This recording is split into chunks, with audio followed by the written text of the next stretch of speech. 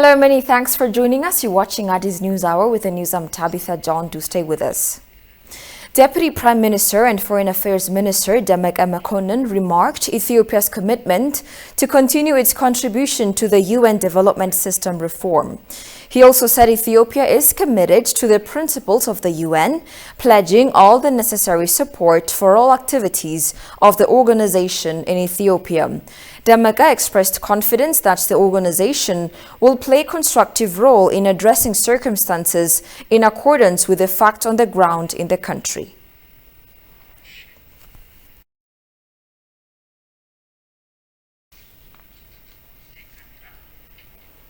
Ethiopian ambassador to the U.S., Fitsum Arega, said working together and resolving differences in discussion is imperative to ensure lasting peace in Ethiopia. He made this remark at a fundraising program held in the United States for displaced people by the TPLF clique. Goshu Melliso has the details.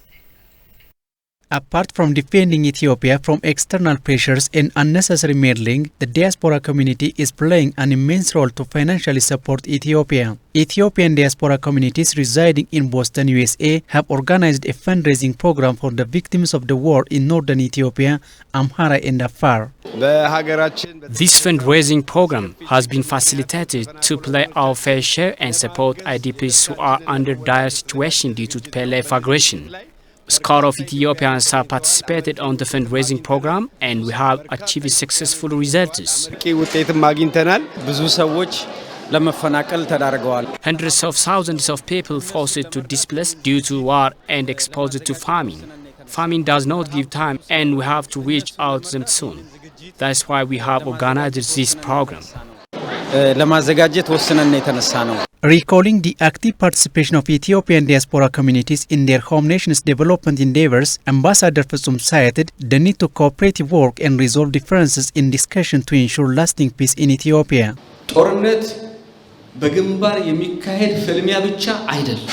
War is not taking place only in battlefronts. Some activists are spreading false information to create chaos and terrorize the psychology of the community. Some of them did this deliberately, and others engaged as mercenaries to collect cash from YouTube. Our enemies calculate their benefit and target to disintegrate Ethiopia. Therefore, let's work together and solve our differences through discussions.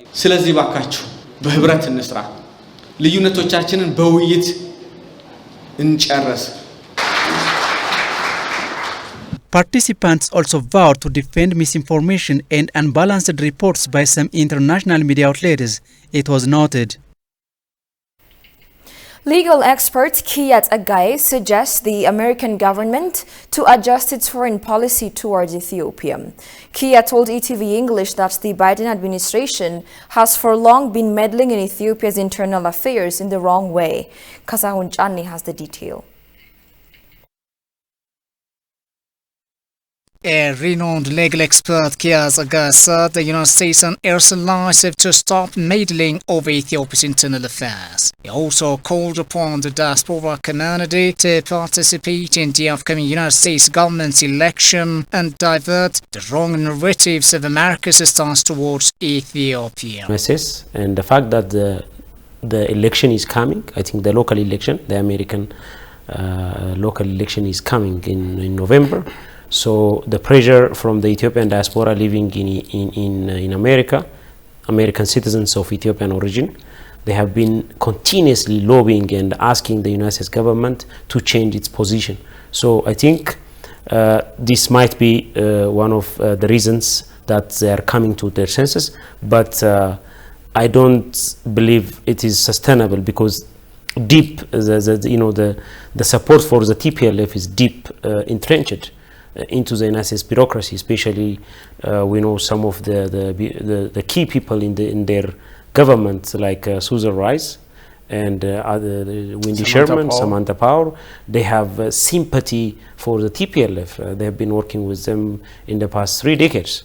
So this may, having these people in that key government positions will make this new decision, to be challengeable, because we don't have to. I mean, the Ethiopian diplomacy and the diaspora should stay focused and should work on further assurances from the United States government. Kia disclosed the Biden administration has for long been meddling in Ethiopia's internal affairs and it was threatening the nation's sovereignty. He added that the Western media houses were disseminating wrong narratives of the TPLF clique that attacked the Northern Command of the National Defense Force. It's very sad, as Noam Chomsky said, the media has become an ordinary propaganda tool in the corporate media. As far as you pay, you get your stories reported in these outlets. The true journalism has died, some people say, It's very unfortunate, it's very sad. Even they're trying to change the story that we know, the story that happened yesterday, the story that happened last year. We know how this war started. And these various media sitting in Nairobi, they were reporting like the war started when the Abiy government sent his troops to Tigray to quash or to crush the TPLF regime. This is totally false. There is a tangible evidence that the war started when the TPLF preemptively attacked the Ethiopian Army Northern Command. This is fact, but unfortunately, because the global corporate media is co-opted and compromised and operates and supports an entity that pays better, we have been seeing that biased report. But I hope they will also, finally, they will also come to their senses and try to be balanced. Kia suggested the American government adjust its foreign policy towards Ethiopia and the Horn of Africa as anti-American attitude is rising. I think they are becoming hopeless regarding TPLF. They thought, as we have been seeing, the TPLF is battle-hardened. They are invincible. No one is going to win them. But practically, they have seen that this criminal group is losing the battle. In fact, it is creating mess and atrocities not only in Tigray, but Amhara and Afar regions. It is holding the Tigray region, the whole regional population as hostage. So they have been trying to supporting. They have been supporting them for a long time, but now the stand that the TPLF has is totally against the principles, at least the principles of humanitarianism. So, for me, they had much hope on the TPLF to use it as a Trojan horse to protect their interest in the Horn of Africa. But this criminal group has become useless. It's just become ordinary bandits, ordinary group terrorists. So relying on this group is worse because they're going to lose the whole population. Anti-Western attitude, anti-American attitude is rising in Ethiopia and in some African countries, in some Horn of African countries, especially in Somalia, for instance. So this has created some kind of discomfort among the politicians in the West. So I think they are somewhat changing. I don't believe they are changed inherently, but at least this is a sign that they are becoming hopeless about the TPLF, the group that they have been supporting for a long time. The scholar also blames the TPLF clique for their treasonous acts, working day and night to dismantle Ethiopia.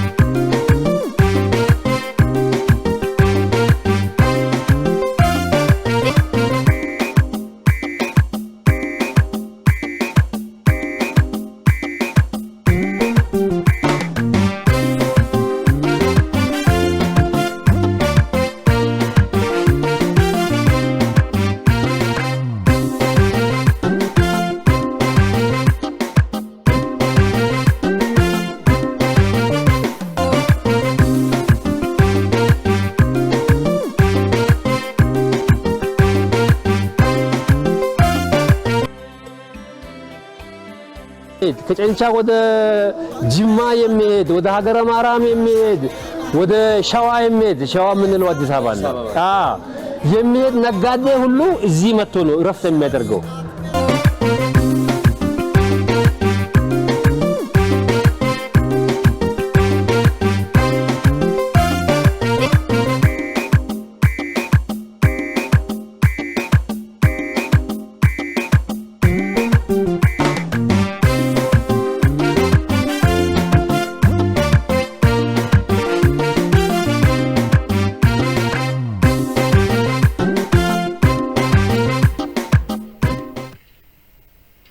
Welcome back. Deputy Prime Minister and Foreign Affairs Minister Demeke Mekonnen held talks with the President of the International Committee of the Red Cross, ICRC, Peter Maurer. Peter Maurer expressed gratitude to Ethiopian government for its long-standing support to the committee. He further called on the government to provide ICRC with unfettered access to Tigray region and allow humanitarian flight, delivery of fuel and increase financial flow in light of relief operation in the area. He said that ICRC, in partnership with the Ethiopian Red Cross Association, is providing assistance in areas of health and family reunion apart from multifaceted humanitarian activities.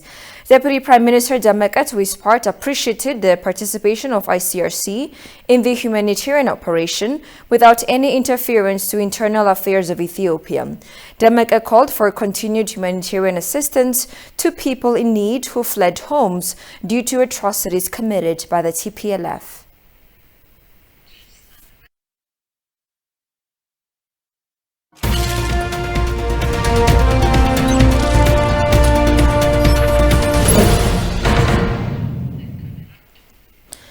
In business news, local and global investors have been urged to take advantage of the agro-industry investment opportunities Ethiopia is offering. The Bulbula Integrated Agro-Industry Park is one such area, awaiting for more investors to take the opportunity. Shifarao Lago presents the story as follows.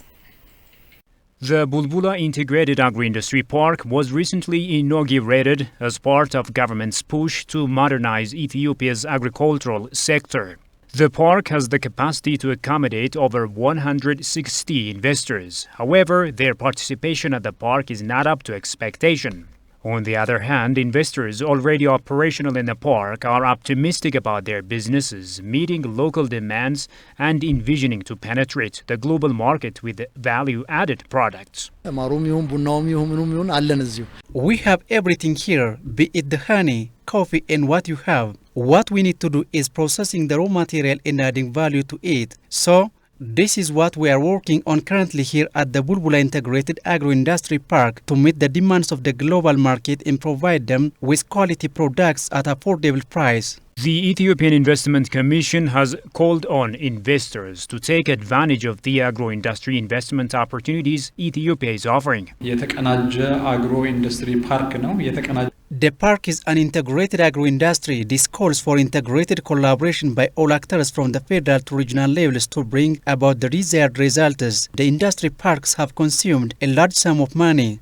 However, our observation shows that the efforts being made to bring about the desired economic transformation is below standard. As part of its vision of becoming a hub for light manufacturing industries, Ethiopia has built various industrial parks in different parts of the country. Foreign Affairs State Minister Redwan Hussein discussed with Shell Chu, CEO of the Korean company Eco Steel Mill plc. The CEO said his company has been working with the Ethiopian embassy in Seoul to attract peer companies in Korea to the Ethiopian investment climate. There are Korean companies interested to engage in industrial parks development in Ethiopia, he indicated. He further called for government's continued support to utilize its maximum capacity of production. The CEO also announced a plan to organize an agricultural machinery exhibition at its premises in Dukem Industrial District. Redwan, to his part, expressed government support to eligible Korean companies that are interested to join the Ethiopian market and contribute to technology transfer endeavors in the country.